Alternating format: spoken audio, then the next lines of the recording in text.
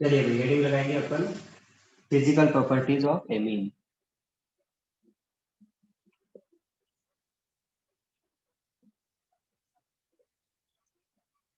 Amine है, aniline है, इसको अपन समझते हैं। ठीक है भाई, फिजिकल प्रॉपर्टी में सबसे पहले अपन जो बात करते हैं वो जनरली फेज की बात करते हैं। फेज में अगर अपन देखें तो फेज यानी कि सॉलिड, लिक्विड या गैस, तो लोअर, फर्स्ट पॉइंट लगाएंगे lower, aliphatic amine are gases in phase. Gases जैसी होती है और इनकी जो स्मेल होती है वो फिशी स्मेल होती है। फिशी स्मेल, फिशी स्मेल जो फिशी है वो जानते होंगे, है ना भाई, फिशी स्मेल। ठीक है, लेकिन अगर कार्बन की नंबरिंग बढ़ा दी अपन ने और 3 से ज्यादा अगर अपन ने कहा और 3 से 8 तक अगर अपन पहुंचते हैं तो मोर देन 3 कार्बन एमीन, तो वो लिक्विड स्टेट में मिलेंगे। और C8 से लेके जो भी हायर है या C10 तक की अगर अपन बात करें, है ना, इतने लंबे एमीन्स तो अपने पास जनरली लिखते नहीं, लेकिन अगर वो C10 से लेके C10 तक वाले हैं तो वो हमारे को किसमें मिलेंगे, तो सॉलिड स्टेट में मिलते हैं। ठीक है भाई, ये सॉलिड स्टेट में मिलेंगे, ये ध्यान रखना। ठीक है, जनरली बात करते हैं अपन एनिलीन की, है ना, एलिफेटिक हो गया तो एरोमेटिक में अपन एनिलीन लेते हैं। और एनिलीन जो होता है वो कलरलेस लिक्विड है, कोई कलर नहीं है इसका, और ये कैसा है, लिक्विड है। ठीक है, दिखा लीजिए। लेकिन अगर एटमॉस्फेयर में उसको खुला छोड़ दिया तो क्या हो जाएगा, इसका ऑक्सीडेशन हो जाएगा। इन atmosphere due to oxidation it converted into coloured liquid. ठीक है, कलर्ड लिक्विड में खत्म होने वाला है। ठीक है, आज अपन एमिंग फिनिश करेंगे, अभी थोड़ी स्पीड रखना, चाहे तो स्क्रीनशॉट ले लेना, बचा हुआ जो भी पार्ट होगा इसका वो उसका आपको यूट्यूब लिंक भेज दूंगा, उसको आप चेक कर लेना। ठीक है भाई, आज अपन इसको एमिन खत्म करेंगे और उसके बाद में जो अपन P block, D block, F block, इनको अपन फिनिश करने की कोशिश करेंगे। ठीक है भाई, अगला देखो सोल्यूबिलिटी इन H2O। सोल्यूबिलिटी इन H2O की अगर अपन बात करें तो लोअर जितने भी अपने को एमीन्स मिलने वाले हैं, lower amines are soluble soluble in water. Water के अंदर क्या है, सोल्यूबल है। और अपने को रीजन अगर पूछ ले यहाँ पर तो रीजन हम कहेंगे ड्यू टू हाइड्रोजन बॉन्ड। क्या रीजन बताएंगे अपन, ड्यू टू हाइड्रोजन बॉन्ड, अपने को पता है ना। यहाँ पर जैसे CH3NH2 लगा दिया, है ना, तो उस कंडीशन में यहाँ पर क्या हो सकती है, या NH3 भी अगर अपन ने लगा दिया और CH3 लगा हुआ एक तरफ, तो ये क्या कर सकता है, H2O के साथ हाइड्रोजन बॉन्डिंग बना। ठीक है, तो ये हाइड्रोजन बॉन्डिंग पॉसिबल है अगर जैसे जैसे अपन R ग्रुप को अगर अपन हाइड्रोजन ग्रुप को R ग्रुप से रिप्लेस करते जाएंगे तो उस कंडीशन में क्या होते जाएंगे, ये इनसोल्यूबल होते जाएंगे। तो अपन कह सकते हैं 1 degree is more soluble than 2 degree, और उसके बाद में 3 डिग्री। तो इस तरीके से अपन इसका ऑर्डर भी बना सकते हैं, क्योंकि जैसे जैसे R ग्रुप बढ़ते जाएंगे तो लायोफोबिक नेचर बढ़ेगी और लायोफोबिक नेचर बढ़ेगी तो उस नेचर में हायर एलिमेंट्स जो होंगे वो क्या होंगे, नॉट सोल्यूबल इन वाटर, क्योंकि वहां पर कार्बन की नंबरिंग बढ़ेगी और कार्बन कार्बन जो होता है वो हाइड्रोफोबिक या अपन लायोफोबिक, है ना, ये नेचर अपन उसकी बता रहे। सोल्यूबिलिटी, फिजिकल स्टेट, और उसके बाद में एक इंपॉर्टेंट टॉपिक आता है इसका बॉइलिंग पॉइंट। ये नोट कीजिए, बॉइलिंग पॉइंट। ठीक है, बॉइलिंग पॉइंट से अगर अपन डिस्कशन करें तो बॉइलिंग पॉइंट जिसमें हाइड्रोजन बॉन्डिंग पॉसिबल होगी, है ना, जैसे अगर अपन ने कहा RNH2, तो RNH2 इसके अंदर क्या हो सकती है, हाइड्रोजन बॉन्डिंग पॉसिबल हो सकती है। तो 1 डिग्री की बॉइलिंग पॉइंट 2 डिग्री से ज्यादा होंगे, क्योंकि क्या हो जाएंगे, RNHR हो गए। अभी R ग्रुप बढ़ गए तो इनके अंदर हाइड्रोजन बॉन्डिंग क्या हो जाएगी, धीरे धीरे कम होती जाएगी। हाइड्रोजन बॉन्डिंग कम हो गई, इसका मतलब इनकी जो बॉइलिंग पॉइंट है वो भी क्या हो जाएगा, कम होता जाएगा, है ना। तो इनकी बॉइलिंग पॉइंट सबसे ज्यादा, इनके बॉइलिंग पॉइंट उससे कम, और उससे 3 डिग्री के सबसे कम। तो 1 डिग्री, 2 डिग्री और 2 डिग्री और 3 डिग्री। अगर हमारे को कभी इसके एल्कोहल या एल्केन से अपने को और कंपैरिजन करने के लिए कहे तो एल्कोहल्स का जो बॉइलिंग पॉइंट है वो इनसे भी ज्यादा है, ठीक है भाई, यानी कि ROH, बताओ इसके अंदर तो ज्यादा हाइड्रोजन बॉन्डिंग होगी, इसके अंदर थोड़ी सी कम होगी क्योंकि ऑक्सीजन की जगह कौन आ गई, नाइट्रोजन हो गया, है ना। मोर ये भी लेस इलेक्ट्रोनेगेटिव है, ये भी लेस इलेक्ट्रोनेगेटिव है, दोनों की पावर अपने को पता है। उसके बाद में 2 डिग्री अगर अपन गए तो 2 R ग्रुप हो गए, हाइड्रोजन बॉन्डिंग और कम हो गई, 3 R हो गए तो और हाइड्रोजन बॉन्डिंग कम हो गई। और अगर एल्केन से कंपैरिजन करने के लिए कहे तो कोई हाइड्रोजन बॉन्डिंग नहीं है, तो उनके बॉइलिंग पॉइंट क्या होंगे, एमीन से भी कम होंगे। तो अगर अपन कहते हैं एल्कोहल के एल्कोहल के बॉइलिंग पॉइंट एमीन से ज्यादा, और एमीन से बॉइलिंग पॉइंट एमीन्स का बॉइलिंग पॉइंट एल्केन से ज्यादा, तो ये हमारे को कभी कभी क्या पूछ लेते हैं, एक जनरल ऑर्डर पूछ लेते हैं, तो ये हमारे को ध्यान में रहना चाहिए, ठीक है भाई। तो ये 3 तरह की फिजिकल प्रॉपर्टीज इंपॉर्टेंट है इसके लिए, तो वो अपन ने यहाँ पर डिस्कशन करेंगे, ठीक है भाई। अगली बात करते हैं अपन केमिकल प्रॉपर्टीज। अब इसको नोट कर लीजिए, स्क्रीनशॉट ले लो चाहे। फिजिकल प्रॉपर्टी के बाद में अगला हेडिंग लगाएंगे केमिकल प्रॉपर्टी। केमिकल प्रॉपर्टीज में बहुत इंपॉर्टेंट रिएक्शन यहाँ पर अपने को मिलने वाली है। और यहाँ पर जो हमारे को एमीन्स है, वो एमीन्स जो होते हैं उनकी स्ट्रक्चर अगर अपन कहें तो अपन क्या कह सकते हैं, RNH2 1 डिग्री की अगर अपन बात करें तो यहाँ पर हमारे को क्या दिख रहा है, लॉन पेयर दिख रहा है ना। तो ये जो लॉन पेयर है, ये लॉन पेयर डोनेट करने की टेंडेंसी में रहता है, और लॉन पेयर जो डोनेट करते हैं उनको क्या बोलते हैं अपन, लुईस बेस। इसका मतलब ये क्या होते हैं, बेसिक करेक्टर शो करते हैं, और बेसिक करेक्टर के कारण से अपन क्या करते हैं, इसकी बेसिक नेचर और अपन इनकी शो करते हैं। यानी कि अगर ये बेस है तो बेस किसी के साथ मिलकर क्या बनाए, एसिड के साथ मिलकर क्या बनाएगा, हमारे को सोल्ट की प्रिपरेशन करने वाला है। तो इसकी बेसिक नेचर के बारे में को डिस्कशन करना है। जैसे अगर अपन ने RNH2 की रिएक्शन किसी एसिड के साथ, जैसे HX के साथ रिएक्शन, तो ये लॉन पेयर तुरंत से क्या करेगा, H के ऊपर अटैक करेगा और H को रिमूव करेगा, और यहाँ से जो हमारे को मिलने वाला है वो है RNH3, और इसके ऊपर क्या चार्ज आ जाएगा, पॉजिटिव, क्योंकि इसने क्या कर दिया है, अपना लॉन पेयर डोनेट कर दिया है, और इसके साथ X माइनस ले जाएगा। तो ये क्या बन गया हमारा, एक सोल्ट की प्रिपरेशन करेगा। तो इस तरीके से क्या कर सकते हैं, हमारे को करेक्टर शो कर सकते हैं, ठीक है। ऐसे ही अगर हमारे को एनिलीन के अंदर पूछ ले, बिल्कुल एनिलीन के अंदर भी पॉसिबल है। ये NH2 लगा दिया अपन ने, यहाँ पर ये लोन पेयर है, HX के साथ रिएक्शन करेगा तो ऑब्वियस सी बात है, ये लोन पेयर H को डोनेट करेगा, और हमारे को जो मिलने वाला है एनिलीनियम सॉल्ट, ठीक है भाई। ये NH3, ये पॉजिटिव चार्ज, और ये लगा दिया अपन ने X, इसके ऊपर नहीं, ठीक है भाई। इसको बोलते हैं एनिलीनियम सॉल्ट, लिखेंगे अपन एनिलीनियम,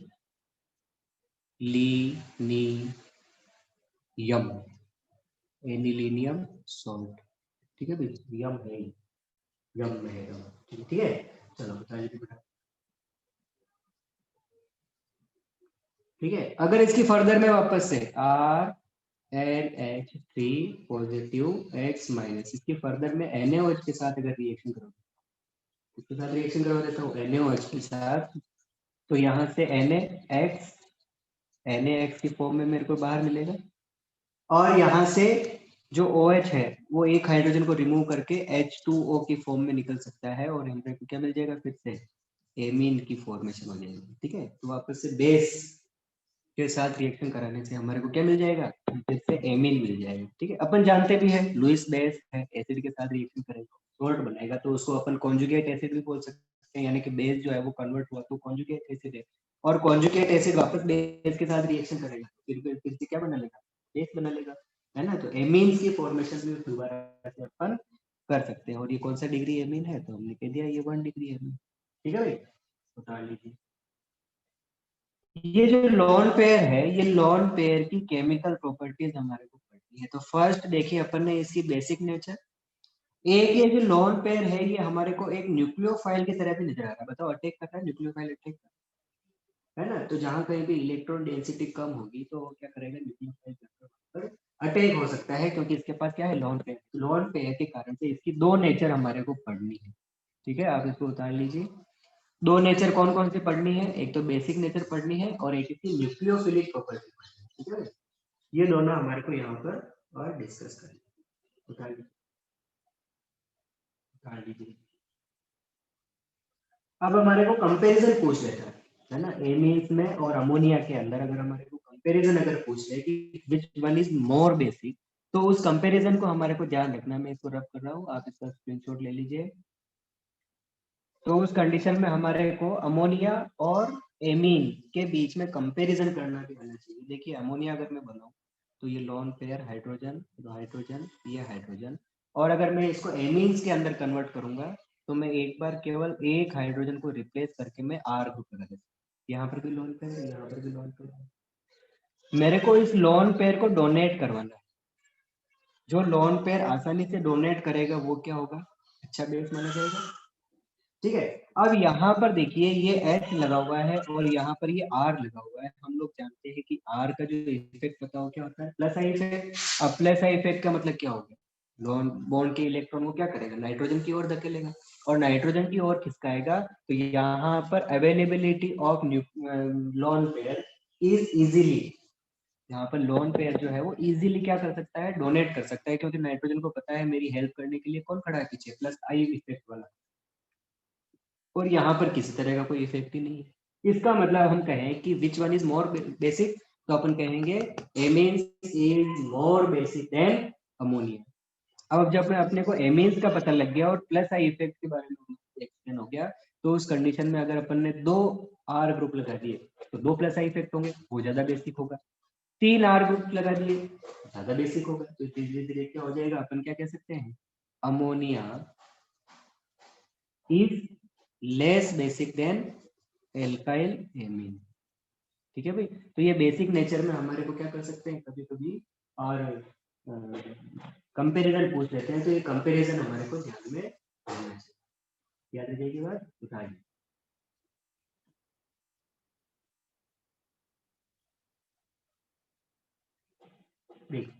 ठीक है, आ देखिए, अब ये जो कंपैरिजन पूछा, ये कंपैरिजन हमारे को अलग अलग स्टेट में पूछ सकते हैं। किसे पूछेंगे, अलग अलग स्टेट में, यानी कि फेज के अंदर। एक तो पूछेंगे अपने को गैसियस फेज के अंदर, और एक पूछेंगे अपने को एक्वस फेज के अंदर। इसमें पूछने वाले हैं एक्वस फेज के अंदर। देखिए इसको बता देता,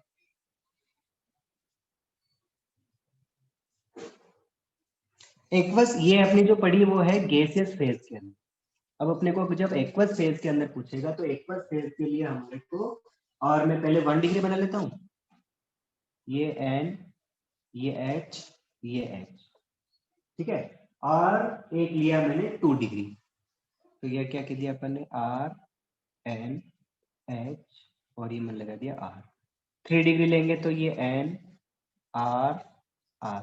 देखिए एक्वस फेज के लिए अगर हमारे को कहे तो विशेष ध्यान रखना, यहाँ पर मोस्ट इंपोर्टेंट लगा देना इस चीज को, वो ये कि जैसे ही हम किसी और एक्वस फेज के अंदर ले रहे हैं, इसका मतलब यहाँ पर हाइड्रोजन और OH2 यानी कि H2O के बीच में क्या होगी, सॉल्वेशन एनर्जी रिलीज होगी। सॉल्वेशन करेंगे, सॉल्वेशन एनर्जी रिलीज होगी। तो यहाँ पर अगर अपन देखते हैं तो दो मोलिक्यूल H2O के क्या कर रहे हैं, सॉल्वेशन एनर्जी रिलीज कर रहे हैं।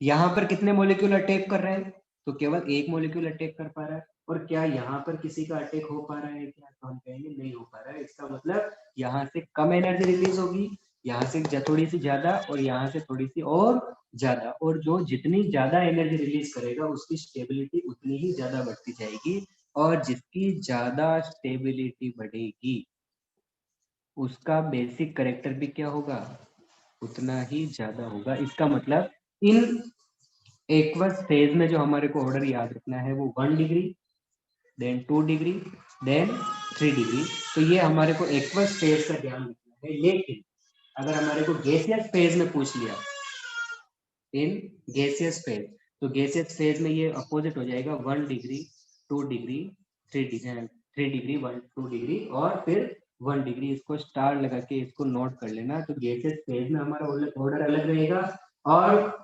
सोल्यूबल यानी कि एक्वस स्टेट के अंदर हमारे को अलग रहेगा। तो ऑर्डर ऑफ बेसिसिटी किसने पूछा है ये अपने को ध्यान से देखना है, और उसके पीछे रीजन जो है वो अपन ने गैसियस फेज में बता दिया, अवेलेबिलिटी ऑफ लोन पेयर। लेकिन अगर अब हमारे को और सॉल्वेशन फेज में पूछ लिया तो उस कंडीशन में हमें ध्यान रखना है कि यहाँ पर जो सॉल्वेशन एनर्जी रिलीज होने वाली है उसका ऑर्डर हमारे को ध्यान रखना है। ठीक है भाई, तो ये बात करी अपन ने बेसिक करेक्टर, ठीक है। अब बात करते हैं अपन एनिलीन की। बेसिक प्रॉपर्टी में चल रहे हैं और एमीन चल रहे हैं, तो एरोमेटिक कंपाउंड्स की बात करनी पड़ेगी। इसका मतलब एनिलीन, ये एनिलीन ले लिया अपन ने। इस एनिलीन के अंदर क्या लगा हुआ है, ये NH2 और ये लगा लोन पेयर। बेसिक करेक्टर किसको कहते हैं, ताकि ये क्या कर सकते हैं, अपने लोन पेयर को डोनेट करें। लेकिन यहाँ तो क्या पॉसिबल है, रेजोनेंस। क्या पॉसिबल है, रेजोनेंस। अरे भैया आप इसका इलेक्ट्रॉन डोनेट करवाना चाह रहे हो, लोन पेयर डोनेट करवाना चाह रहे हो, लेकिन ये लोन पेयर तो कहाँ चला गया, रेजोनेंस के अंदर। अब बताओ रेजोनेंस के अंदर अगर कोई चीज चली जाएगी तो क्या वो अवेलेबल हो पाएगी क्या, इसकी रेजोनेटिंग स्ट्रक्चर तो बना सकते हो भाई, रेजोनेटिंग स्ट्रक्चर बना सकते हैं अपन आराम से, ठीक है भाई।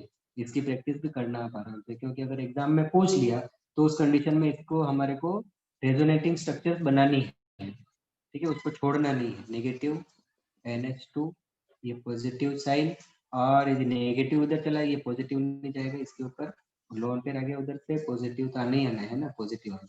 चलो ये लगा दिया लोन पेयर, ये इधर, ये लोन पेयर इधर से इधर, ये लोन पेयर इधर से इधर, और आगे से आगे इसकी स्ट्रक्चर्स को प्रिपेयर करते जाना, ठीक है भाई। तो ये क्या कर दिया अपन ने, और इसमें लोन पेयर का अटैक कर, ठीक है। तो बताओ ये लोन पेयर अवेलेबल ही नहीं है ना।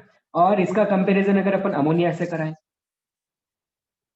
इससे कराएं अपन अमोनिया से, तो हम क्या जान रहे हैं, यहाँ तो लोन पेयर इजीली अवेलेबल है, कोई दिक्कत ही नहीं है, ठीक है। इसका मतलब यहाँ पर इनका जो करेक्टर्स होगा वो कैसा होगा, लेस बेसिक, और अमोनिया कैसी होगी, मोर बेसिक। तो बेसिक ऑर्डर हो जाएगी, ठीक है।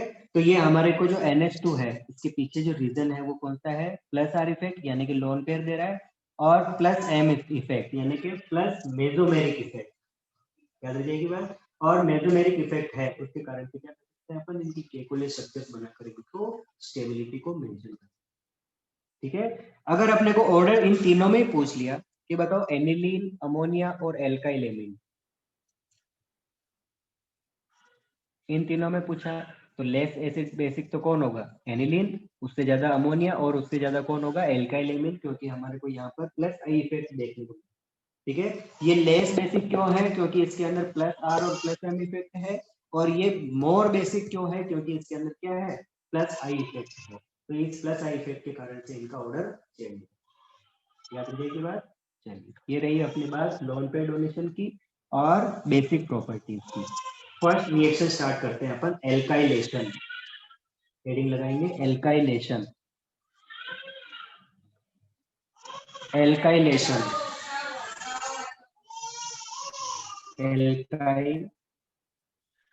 एल्काइलेशन, एल्काइलेशन मतलब एल्काइल ग्रुप का अटैक कराना है, RNH2, और इसकी रिएक्शन करा दीजिए आप RX, इसके साथ रिएक्शन करा दीजिए, ठीक है। अब बताओ ये इलेक्ट्रॉन इधर से इधर शिफ्ट होंगे, इसके ऊपर पॉजिटिव चार्ज, तो पॉजिटिव चार्ज देखते से लोन पेयर टूट पड़ेगा उसके ऊपर, और यहाँ पर हमारे को जो मिलने वाला है वो R, और ये NH, ये R डैश, ये R डैश है, R डैश, ठीक है। और एक हाइड्रोजन को मैंने यहाँ पर ओपन करके रखा, ठीक है, कोई दिक्कत तो नहीं है।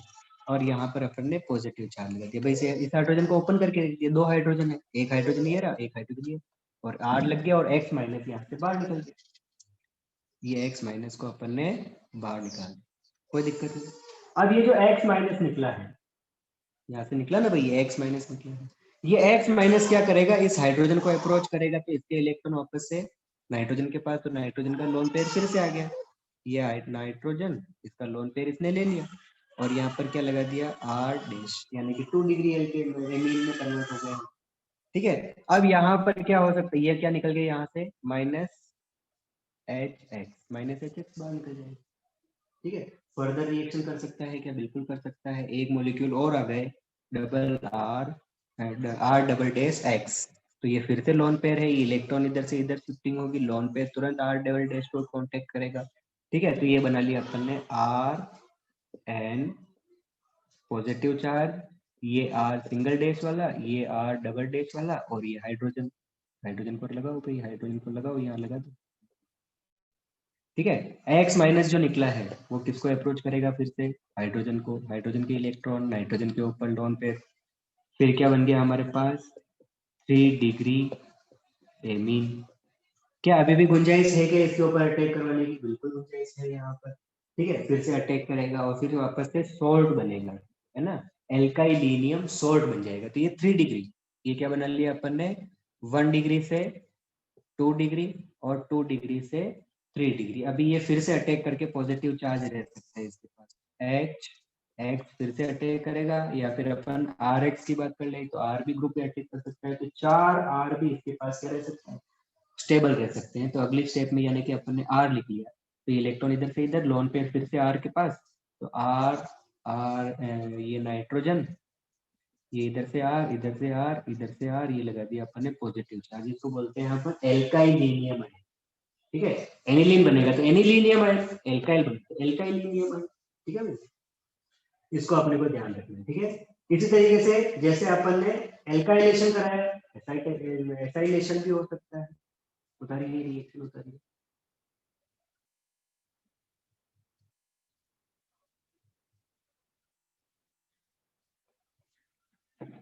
एल्काइलेशन के बाद में अगला हेडिंग लगाएंगे एसाइलेशन।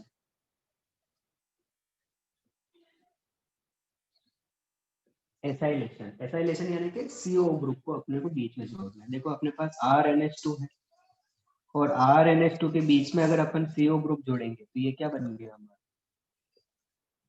एमाइड। यानी कि एमीन को किस में कन्वर्ट करना है हमारे को, एमाइन के अंदर, एमीन को एमाइड के अंदर कन्वर्ट करना है। इसके लिए क्या करेंगे अपन, एमीन्स की रिएक्शन और एसिड, एस्टर या एनहाइड्राइड, तीनों में से किसी के भी साथ अपने इसकी रिएक्शन करवा सकते हैं। एस्टर ले सकते हैं और एसिड एनहाइड्राइड ले सकते हैं, या एसिड क्लोराइड ले सकते हैं।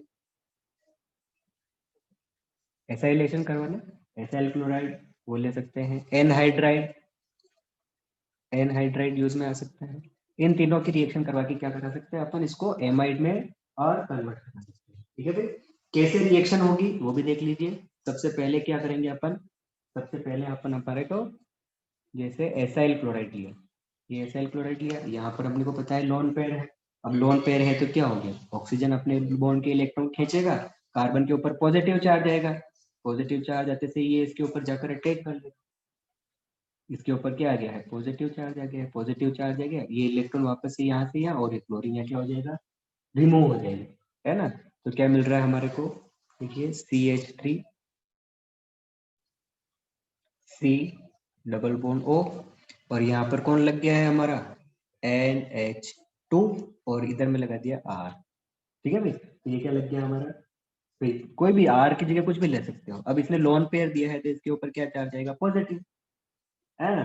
और अगर पॉजिटिव चार्ज आया है तो ये Cl माइनस क्या करेगा, उसको फिर से अप्रोच करेगा, हाइड्रोजन को रिमूव करेगा, और यहाँ से क्या निकल जाएगी हमारी HCl, और ये बन गया हमारा CH3 C double bond O, और ये लगा दिया NHR।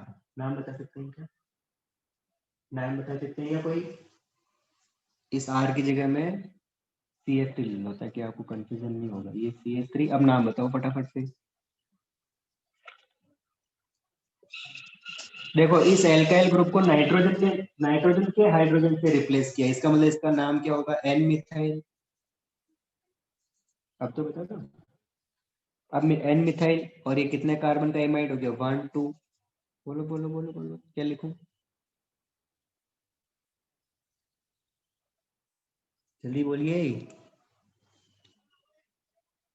एमाइड है भाई, एमाइड है, इथेन एमाइड, इथेन एमाइड। तो इसका नाम क्या हो गया, एन मिथाइल इथेन एमाइड। आराम से हो जाएगा भाई। जैसे अगर अपन ने यहाँ पर ये एसाइल क्लोराइड लिया, तो आप एनहाइड्राइड भी ले सकते हो, एनहाइड्राइड लेंगे तो भी फर्दर वही रिएक्शन होने वाली। यहाँ पर क्या लगा होगा, OCH3CH2 ये C डबल बॉन्ड O, और यहाँ पर क्लोरीन की जगह क्या लगा होगा, यहाँ पर ऑक्सीजन, और C double bond O CH। तो इस कंडीशन में क्या होगा, यहाँ पर ये अटैक होगा इस कार्बन के ऊपर, वही ऑक्सीजन के बॉन्ड खींचेगा, फिर वो उसके ऊपर पॉजिटिव चार्ज आएगा, फिर लोन पेयर आएगा, फिर फर्दर क्या होगा, यहाँ से ये और यहाँ से ये रिमूव हो जाएगा।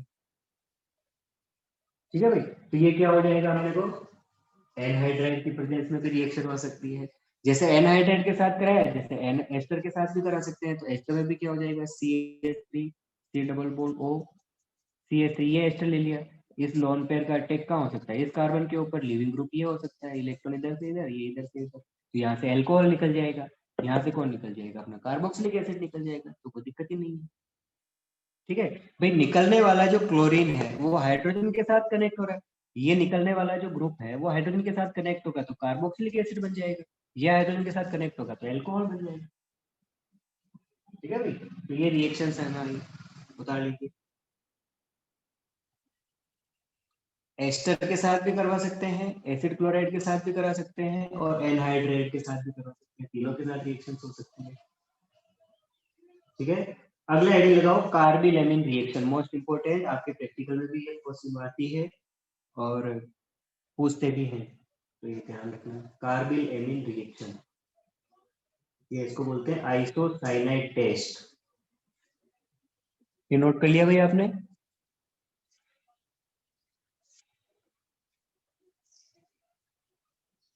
कार्बिल एमीन टेस्ट, हेडिंग लगाएंगे एल्काइलेशन एसाइलेशन के बाद में carbylamine test, carbylamine reaction या टेस्ट मोस्ट इंपोर्टेंट है। और मोस्ट इंपोर्टेंट क्यों है? क्योंकि इसकी फर्स्ट चीज ही बहुत ज्यादा इंपोर्टेंट है, क्योंकि ये only given by 1 degree amine, ये कौन देते हैं? खाली 1 डिग्री एमीन। अब 1 डिग्री में आपके एरोमेटिक भी हो सकते हैं, एलिफेटिक भी हो सकते हैं, दोनों ही हो सकते हैं। ठीक है भाई, RNH एलिफेटिक भी हो सकते हैं और एरोमेटिक दोनों। इसका मतलब 1 डिग्री अगर आपको एनिलीन दे रखा है या एमीन दे रखा है तो वो ये टेस्ट देंगे, अदरवाइज ये टेस्ट नहीं देंगे। ठीक है, इस टेस्ट को अपन आइसोसाइनाइड टेस्ट भी बोलते हैं, आइसोसाइनाइड टेस्ट के नाम से भी जानते हैं। आइसोसाइनाइड का मतलब इसका जो प्रोडक्ट मिलेगा वो हमारे को इस तरीके से मिलेगा। ठीक है भाई, कार्बन के ऊपर नेगेटिव चार्ज, इसके ऊपर पॉजिटिव। ठीक है, ये आइसोसाइनाइड टेस्ट देता है। आर है तो आर, AR है तो AR, इसमें कोई दिक्कत ही नहीं, आइसोसाइनाइड बनता है, इसलिए इसको आइसोसाइनाइड टेस्ट बोलते हैं। क्या होता है इस रिएक्शन के अंदर? तो इस रिएक्शन के अंदर हमारे को जो भी 1 डिग्री एमिन ले रखा है उसकी रिएक्शन पहले क्लोरोफॉर्म के साथ CH3 क्लोरोफॉर्म के साथ, और उसके बाद में 3 मॉलिक्यूल KOH के साथ इसकी रिएक्शन कराए। ये तो क्लोरोफॉर्म है, ये बेसिक मीडियम है, और इसके साथ जब अपन इसको गर्म करेंगे तो हमारे को मिलने वाला है आइसोसाइनाइड। इसके ऊपर नेगेटिव पॉजिटिव और साथ में क्या निकल जाएगा? KOH के 3 मॉलिक्यूल लिए तो KCl3 के भी 3, KCl के भी 3 मॉलिक्यूल निकल जाएंगे, और साथ में निकल जाएगा वाटर, और क्या निकल जाएगा? वाटर। ठीक है, इसकी जो स्मेल होती है बहुत ज्यादा फॉल्स स्मेल होती है, कड़वे बादाम जैसी स्मेल होती है ना? तो इस कड़वे बादाम जैसी स्मेल के कारण से इसको क्या कहते हैं अपन? आइसोसाइनाइड टेस्ट, और हमको आराम से पहचानने में आ जाता है। ठीक है, महेश अपन 2-4 दिन पहले डिस्कस कर रहे थे ना कड़वे बादाम जैसा, मेरे को याद आ रहा है क्या है क्या नहीं। तो ये आइसोसाइनाइड है ना।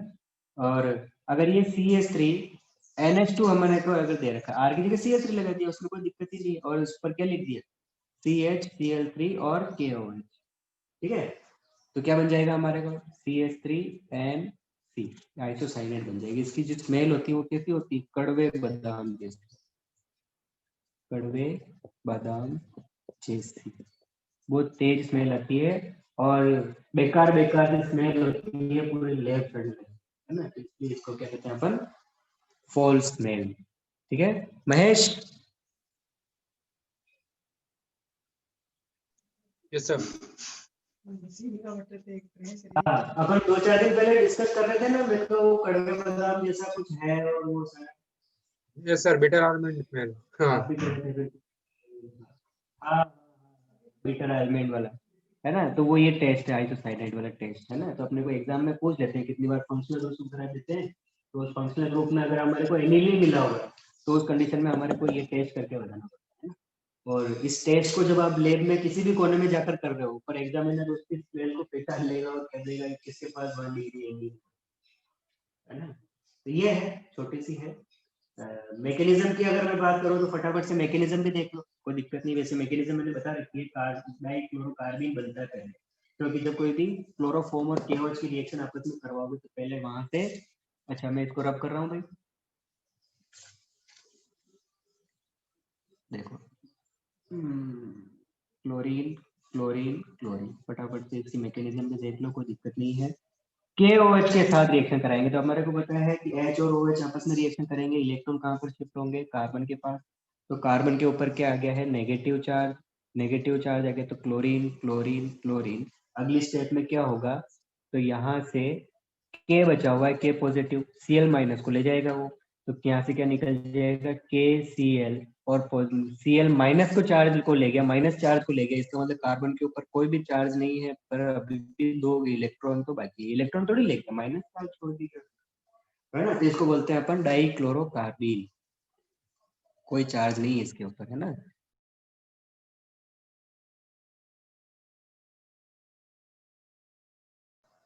डाइक्लोरोकार्बीन, देखो डाइक्लोरोकार्बीन बना लिया अपन, है ना। ये डाइक्लोरोकार्बीन क्या करेगा, क्लोरो बनाओ भाई, क्लोरो क्लोरो डाइक्लोरोकार्बीन, ठीक है। अब ये क्या करेगा, ये न्यूक्लियोफाइल नहीं है भाई, ये एक तरह का इलेक्ट्रोफाइल है, बताओ इलेक्ट्रोफाइल है तो इसको इलेक्ट्रॉन चाहिए, क्योंकि इसका ऑक्टेट कंप्लीट नहीं है, और इलेक्ट्रॉन चाहिए तो कौन देगा हमारा, एमीन देगा। और ये अगर इलेक्ट्रॉन दे रहा है, इसका मतलब R N 2 हाइड्रोजन, और लोन पेयर दिया, इसका मतलब पॉजिटिव चार्ज।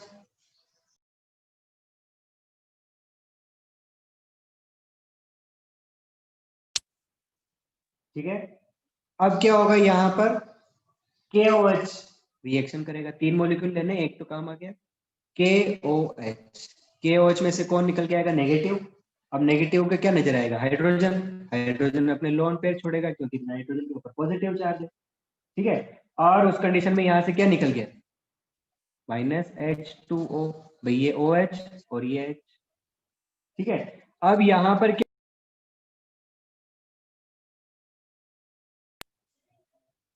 Cl के ऊपर क्या है, नेगेटिव चार्ज, Cl क्या करेगा, नेगेटिव चार्ज के साथ बाहर निकलेगा, K के साथ रिएक्शन करेगा, तो क्या निकाल दिया, -KCl, ठीक है। और कार्बन के ऊपर चार्ज खत्म हो जाएगा, तो क्या बन गया बताओ, यहाँ से लोन पेयर इधर शिफ्ट होगा, तो RNH डबल बॉन्ड C और ये Cl, ठीक है।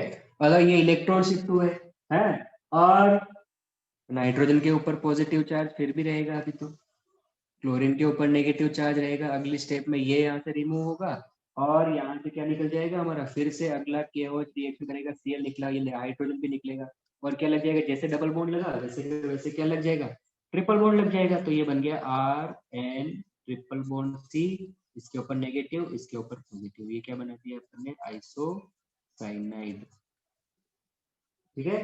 तो ये अपने को 3 मॉलिक्यूल KOH के काम में आ रहे हैं, देखो 1 मॉलिक्यूल, सेकंड मॉलिक्यूल और थर्ड मॉलिक्यूल, ये 3 तरीके के मॉलिक्यूल काम में आ रहे हो, तीनों जगह क्या निकल रहे हैं, जहां जहां कहीं भी यूज में आए, H2O निकल रहा है, देखो यहाँ से H2O भी निकलेगा, KCl भी निकलेगा, क्योंकि Cl को निकलना पड़ेगा यहाँ से, और हाइड्रोजन निकलेगा तो वो H2O के फॉर्म में निकलेगा, नाइट्रोजन और कार्बन के बीच में क्या बन गया है, ट्रिपल बॉन्ड, तो इसको बोलते हैं आइसोसाइनाइड टेस्ट, याद रखेंगे।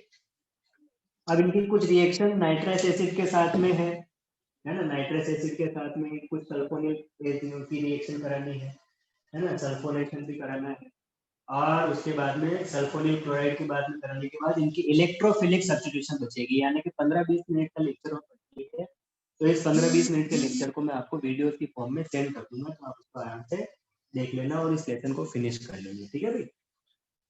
और किसी को कोई प्रॉब्लम है तो आप मेरे से डिस्कस कर